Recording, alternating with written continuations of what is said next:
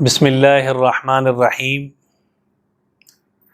ماشاءاللہ ساتھیوں نے اصرار کیا کہ غسل کے بارے میں بھی بتایا جائے، تو غسل دو قسم کا ہے۔ غسل کی دو قسمیں ہیں، ایک غسل ہے وجوبی، ایک غسل ہے عمومی، یعنی کہ ایک غسل انتہائی لازمی ہے ہمارے اوپر۔ وہ کس صورت میں؟ اگر ہم شادی شدہ ہیں تو میاں بیوی والے تعلقات اگر قائم ہو گئے، اس کے بعد جو غسل کیا جائے گا وہ واجب ہے، ضروری ہے۔ اور جو جمعے کے روز ہم نہاتے ہیں وہ سنت ہے، نہانا، وہ غسل کرنا سنت ہے۔ دونوں میں بس تھوڑا سا فرق ہے۔ وجوبی غسل کے لیے غرارہ کرنا اور ناک کی نرم ہڈی تک پانی پہنچانا اور تمام بدن پر پانی کا بہانا کہ بال برابر بھی جگہ خشک نہ رہے، تب جا کر یہ غسل مکمل ہوگا۔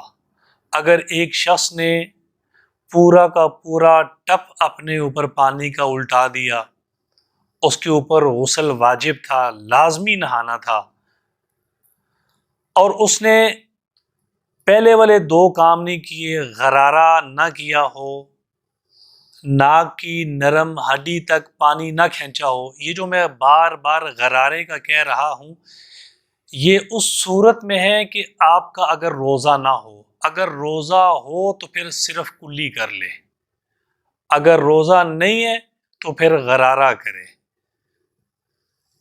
اس کے بعد اگر آپ نے غرارہ نہیں کیا، ناک کی نرم ہڈی تک پانی نہیں پہنچایا، ویسے ہی آپ نے کر لیا اور سارا ٹپ اپنے اوپر پانی کا بہا دیا، آپ اس سے صاف تو ہو جائیں گے لیکن پاک نہیں ہوں گے، اور نماز آپ نہیں ادا کر سکتے کیونکہ آپ ابھی پاک ہی نہیں ہیں۔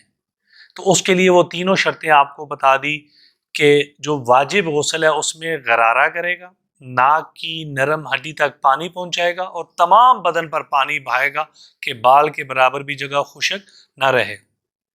اس کے بعد دوسرا غسل ہے، سنت ہے، جیسے جمعے کے روز ہم نہاتے ہیں، جمعے کے روز ہم نہاتے ہیں تو اس پہ اس کی سنتیں الگ سے ہیں، وہ انشاءاللہ بعد میں جب موقع ملے گا تو وہ بتا دیں گے۔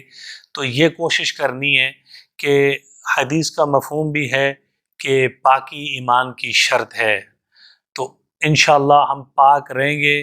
جب پاک رہیں گے تو انشاءاللہ آگے پاکی بھی بیان کرتے رہیں گے۔